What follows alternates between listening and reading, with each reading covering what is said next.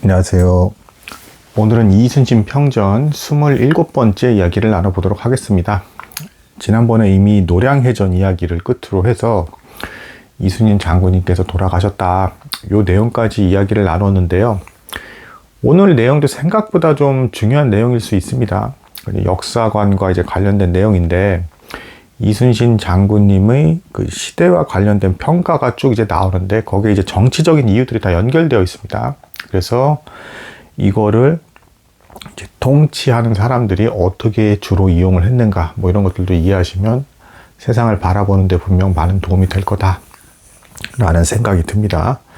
하나씩 나눠보도록 하겠습니다. 일단은 이순신 장군님께서 돌아가신 후에 이제 어떤 일들이 있었는가, 이제 뭐 요걸 좀 나눠보도록 하겠습니다. 공신을 이제 채택을 하는데, 이제 호성공신이라고 해서 이 왕이 이제 한양에서 의주까지 피신할 때 같이 간 이제 그 신하들이 있습니다. 이걸 이제 호성공신이라고 이제 칭하고, 전쟁을 통해서 이제 공을 얻은 무인들을 이제 선무공신이라고 불러요. 그 외에 이제 뭐 반란을 진압한 어떤 이제 공신까지 해서 이제 세 종류로 나눠서 공신을 세우는데, 자, 이게 좀 놀라운 점이 있습니다. 이 공신을 정하는데 몇 년이 걸렸는지 혹시 아십니까? 토론 기간만 3년 반. 그리고 6년 뒤에 발표가 돼요. 이거 좀 충격이죠.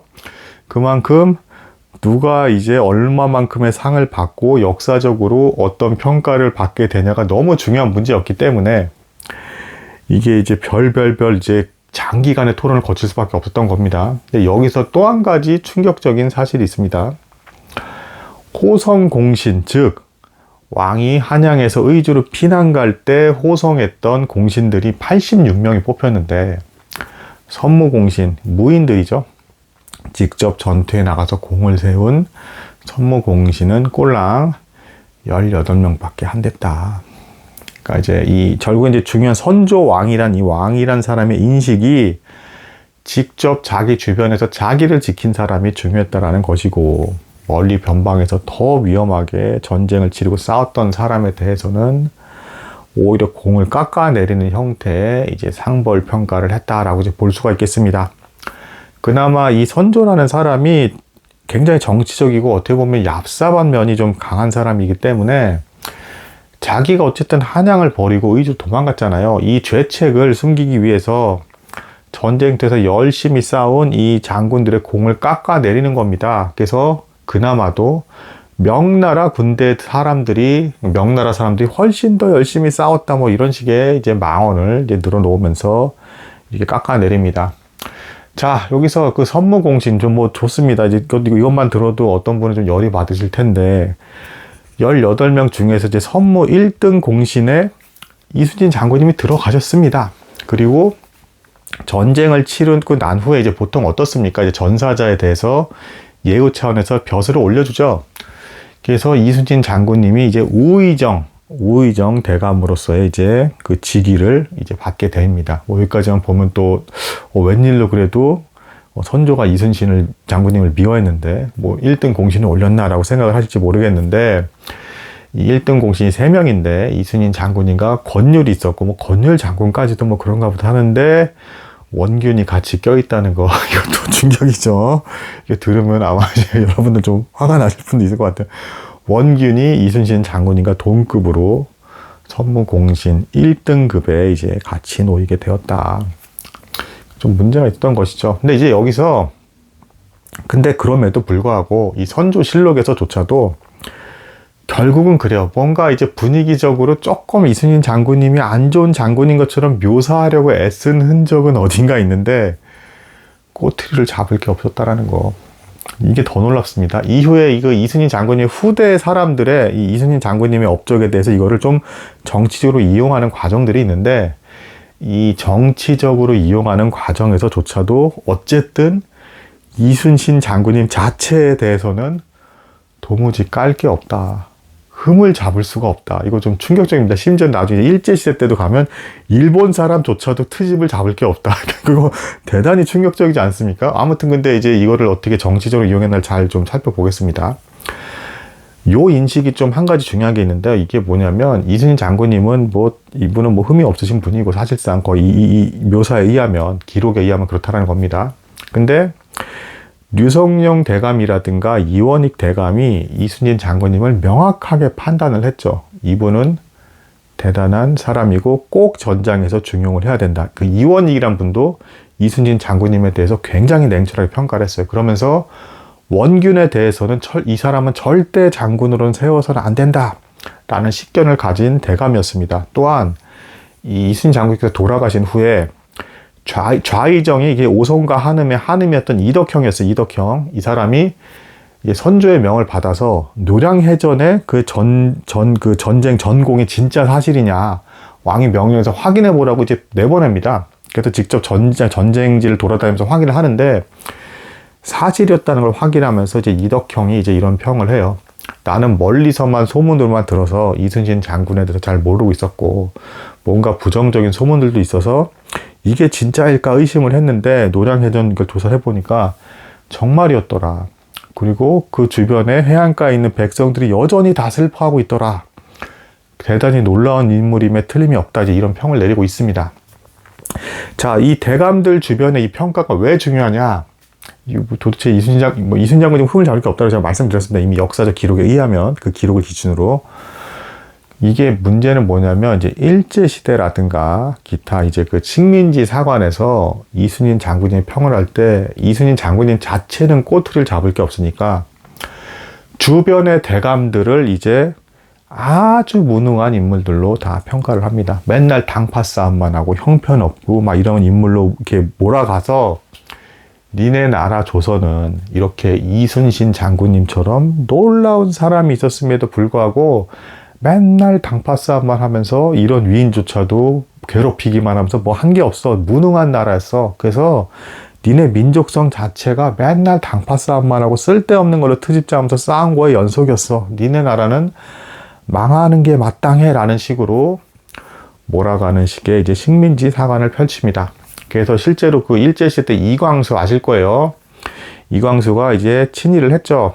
이 사람이 이순신전을 썼는데 그 친일을 한 이광수조차도 그 이순신전을 쓸 때 이순신 장군님 자체는 너무 뛰어나니까 그걸 실제로 다 묘사를 했어요. 이걸 뭐 어떻게 흠 잡을 게 없으니까. 근데 대신에 주변에 있는 대감들이 모조리 그리고 왕까지도 이순신 장군님을 내내 괴롭히기만 하고 인정은 조금도 안 하고 그냥 계속 뭐 그런 식으로 당파 싸움질만 하면서 그런 식으로 몰아갔다라는 것입니다. 근데 살펴보시면 분명한 사실은 뭐 선조가 좀 이상해서 이순신 장군을 막 폄하고 그건 분명히 있었는데 대감들이 어쨌든 이순신 장군을 인정한 사람들이 있었고 선조 실력이나 나중에 선조 수정 실록에서도 기록에서도 보면 이순신 장군님의 전공과 행하신 일에 대해서는 명확히 기록하고 이걸 고치지 못했다. 선조조차도. 그래서 그렇게 이순신 장군님을 미워하면서도 선조조차도 어쨌든 1등 공신, 선무공신 1등급에 올렸잖아요. 그리고 거기에 뭐 물론 원균을 껴 넣어가지고 아주 최악이긴 했지만 아무튼 그랬다라는 것. 그리고 그 이후에 지금 이제 이순신 장군님에 대한 평가는 어땠을까? 우선은 역사적으로 우리나라가 위기에 처했을 때 그리고 충성이 강조돼야 됐던 시기에 언제나 이순신 장군님께서 부각이 되고 강조가 되고 마치 민족 혼을 대표하는 것처럼 이제 부각이 되었다. 임진왜란 통해 이제 병자호란 같은 이제 병자호란이 일어나죠. 그러면서 이제 인종 그리고 뭐 인조 그리고 그 이후에 이제 효종이라든가 북벌을 이제 진행했던 사람들까지도 이순신 장군님을 이제 드디어 부각을 또 하기 시작을 합니다. 그러면서 이때 서인 대감들조차 그 임진왜란 때 서인 계열이면은 이순신 장군님을 밀어주면 안 돼요. 원래는 정치적으로 서인은 원균입니다. 계보적으로 연결되면 그래요. 근데 이 후대에 있는 서인 대감들조차도 아무리 봐도 원균은 도저히 밀어줄 게 없는 겁니다. 그래서 아예 그냥 원균을 버렸어요. 그래서 이 사람은 포악하고 나쁜 장군이다. 아예 그냥 해버렸고 후대에 있는 서인 대감들조차도 계보상으로는 사실 남인이나 동인계열에 속한 분이 이순신 장군님이에요. 그럼에도 불구하고 서인 대감들조차도 이순신 장군님을 영웅시하면서 이런 충신이 많이 나와야 나라가 잘 살 수밖에 없는 것이다 라고 하면서 국민 정신을 강조하는데 이제 사용되기 시작했다. 특히 이제 숙종 때 와서는 이제 뭐 그 이전에 효종이라든가 뭐 이런 사람들이 북벌론을 막 주장하면서 청나라를 치려고 했는데 청나라가 너무 이제 전성기를 누리면서 강해지니까 숙종 때 와서는 이제 이 북벌론이 사실상 폐기가 됩니다. 그러면서 이때 또다시 이순신 장군님이 강조가 돼요. 이때는 왜 강조가 됐냐? 명나라는 망했다. 그리고 지금 청나라는 진정한 중화 사상을 가진 나라가 아니다. 그래서 결국에는 그 진정한 중화 사상을 계승자는 우리 조선이다. 중화 사상의 계승자는 우리 조선이다. 그래서 우리가 소중하다라고 외치면서 이순신 장군님과 진린 장군이 함께 힘을 합쳐서 너무 잘 싸우지 않았느냐. 그 정신을 계승해서 명나라의 후계자로서의 그 모습을 너무 잘 드러낸 사람이 이순신 장군님이다라고 하면서 또 이제 부각이 됩니다. 그러면서 이때 이제 이순신 장군님의 사당 같은 것들이 이게 세워져요. 자, 그리고 그 이후에 영조 때 또 이제 가게 되면 이제 청주에서 이제 2인자의 난이 이제 벌어지게 되는데 이때 그 이순신 장군님의 후손, 때마침 하필 이순신 장군님의 후손이 이때 이제 죽임을 당하는 이제 일이 발생을 합니다. 그래서 영조가 살펴보니까 때마침 이순신 장군님의 후손인 걸 보고 역시 이 가문은 정말 충성스러운 집안이로다. 이런 사람들이 많아져야 한다 하면서 이제 영조 때 또 한 번 이순신 장군이 부각이 되고 정조 때도 역시 또 부각이 됩니다. 보통 왕이 좀 처음에 왕으로서 세워졌을 때 왕권이 좀 위협받는 것 같을 때에도 이순신 장군님을 이제 밀어주고 편찬하고 책을 내는 일들을 했어요.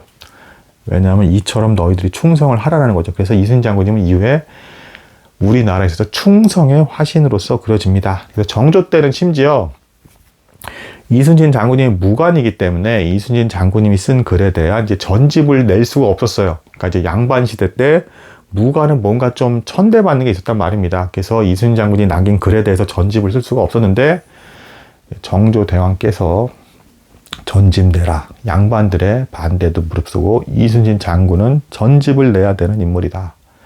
그래서 이제 문무 양쪽을 다 인정받게 되는 일이 발생을 하게 됩니다. 그러면서 정조 대왕께서 말씀하시기를 이순신 장군 같은 사람이 100명 있으면 100명 다 전집을 내고 이렇게 문무 양쪽에서 다 인정을 받아야 하느니라 라고 하면서 이순신 장군님을 들어서 사실상 신하들에게 충성을 요구한 것이죠. 이렇게 되게 본보기로서 이제 사용이 되는 측면이 있었다. 또한 실제로 존경을 하기도 했고요. 자, 그리고 이제 넘어가서 이제 일제시대 때로 이제 가게 되면 뭐 이제 그 정조 이후는 이제 그 세도 정치가 이제 조선 정치가 엉망진창이 되잖아요. 이때 좀 잊혀지다가 일제시대가 되었을 때 다시 이순신 장군이 부각이 되는데 놀라운 사실은 뭐냐면 일본인에 의해서 이제 이제 이순신 장군님이 연구가 되면서 부각이 되게 되었다.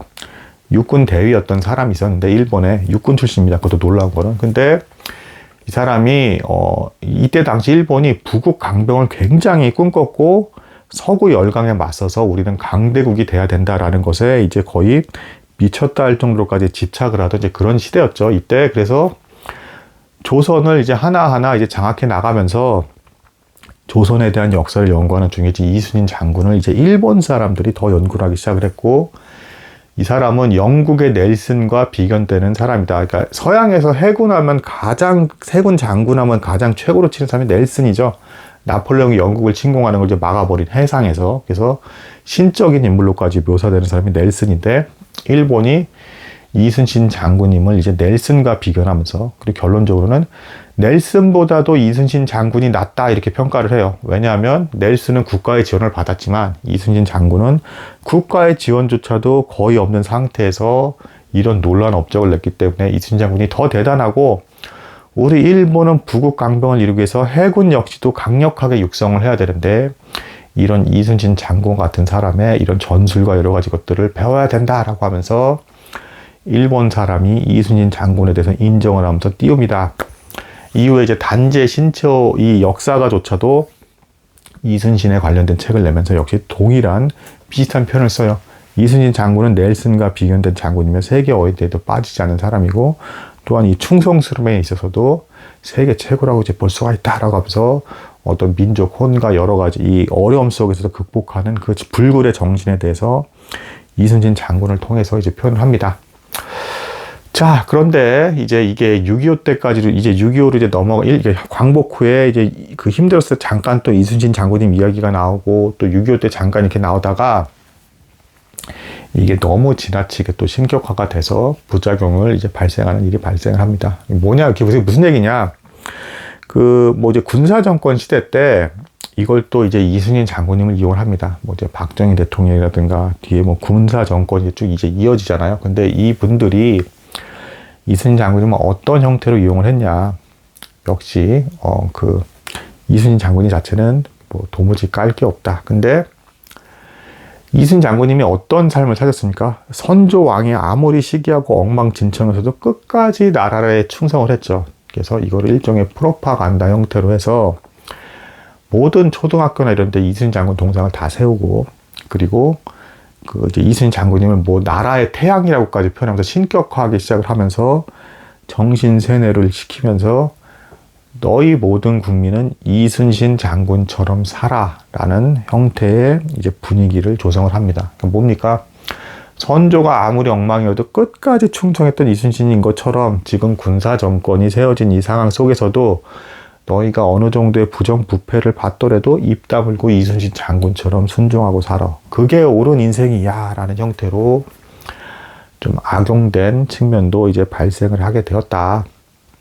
그러다가 여러분 잘 또 기억을 되새기고 그런 과정을 또 거쳐서 뭐 여기까지도 어쨌든 그러니까 놀라운 점 어쨌든 그럼에도 불구하고 어쨌든 이순신 장군 자체는 뭐 일제시대가 됐건 군부 독재시대가 됐건 이분 자체는 도무지 단정을 잡을 게 없었다. 그러다가 이제 박근혜 대통령 탄핵 사건 때 있었죠. 이때 또 이제 불멸의 이순신을 해요. 그러니까 뭡니까? 나라의 또 위기죠. 일종의 대통령의 탄핵 사건도 뭔가 이제 국가적인 정치가 흔들리는 것이고 국민 정서에 심각한 타격을 받을 만한 사건인데 뭐 나라가 이래야 하면서 이제 이럴 수 있는 상황인데 이때 때마침 신기하게 이제 그 타이밍쯤에 불멸의 이순신을 했는데 이제 이것에 대해서 이 책의 저자는 뭐 지금 보고 있는 이 책이죠. 저자는 되게 좀 불멸의 이순신에 대해서는 좀 부정적으로 보고 있다. 왜냐하면 이순신 장군님의 그 애처로운 삶에 대해서 드라마틱하게 그린 것까지는 뭐 인정을 하겠는데 주변에 있는 대감들이 너무 다 맨날 당파 싸움만 하고 이순신 장군님 하나도 인정 안 하고 맨날 뭐 그러니까 식민지적 사관으로 너무 묘사를 했다라는 것이죠. 제가 앞서 말씀드렸지만 뭐 류성역이나 이원혁이나 이덕형이나 그리고 그 후대에 있는 서인 대감들까지도 분명히 인정할 건 인정했고 이순신 장군님은 대단한 사람이다라고 못을 박았습니다. 근데 그런 인정했던 것은 싹 다 사라지고 그러니까 조선시대의 대감들이 정상적인 판단을 하는 사람들이었다라는 겁니다. 근데 식민지 사관에 의하면 이순신 장군님 같은 놀라운 영웅이 있음에도 주변 대감들이 너무 엉터리고 엉망진창이고 정치를 그것밖에 할 수가 없어서 너희 조선 사람들은 수준이 그것밖에 안 돼서 아무리 이런 신 같은 영웅이 나타나도 다 말아먹고 괴롭히기만 한다. 이런 식의 식민지 사관적인 묘사가 좀 너무 강하게 돼서 그리고 심지어는 뭐 이순신 장군이 자살설 형태로 이제 묘사를 했죠. 나중에 막 그 갑옷을 벗고 막 이러면서 부으면서 스스로 죽음으로 생을 마감하면 왜 정치적으로 이미 선조가 이순신 장군의 죽음을 원했다라는 식으로까지 너무 극단적으로 몰아가면서 애처롭게 그리기만 하는 그래서 그건 좀 문제가 있었다. 라는 식으로 이제 비판의 이제 그 의견을 내고 있습니다. 자, 그래서 오늘 이제 마무리로 이순신 장군님에 대해서 나누면서 이제 여러분께 이렇게 남긴 교훈은 뭐 이런 것 같습니다. 이순신 장군님 자체는 대단하신 분인 건 부인의 여지가 없는데 이거를 역사적으로 이용하고 이렇게 여러 가지 왜곡을 하면서 주변을 왜곡을 하면서 우리나라의 역사나 정치 인식 수준이 형편없다라는 식으로 몰아가는 잘못된 사관이 있다. 혹은 이순신 장군님을 너무 신격화해서 부정부패하는 것까지도 눈 감고 무조건 침묵하고 있어라라는 식으로 잘못된 형태의 해석을 얹은 경우들도 있었다라는 것. 그래서 이런 것들에 대해서는 우리가 주의해야 한다. 라는 것을 이제 알려드림으로써 이제 이순신 평전에 대한 이야기를 이제 마치도록 하겠습니다. 결론적으로는 어떻습니까? 수백 년이 지나도 이순신 장군님 자체는 심지어는 일본 사람들이 보기에도 조차도 도무지 흠잡을 게 없었다. 그리고 이것이 우리나라 국민이 갖고 있는 저력이자 국민 정신이고 불굴과 그 위험과 불굴의 그 상황 속에서도 힘을 내면서 극복하려고 하는 민족 정신이 반영된 영웅이자 인물이지 않나라고 마무리를 지을 수 있겠다라고 이제 말씀드릴 수 있겠습니다. 그래서 자부심을 가져도 되는 뭐 세계 최고의 인물로까지도 꼽아도 이상할 일이 없는 최고의 인물이 우리나라에서 나왔다라고 보셔도 된다라는 것. 그래서 이렇게 오늘 마무리 짓도록 하겠습니다. 들어주신 여러분들 감사드립니다.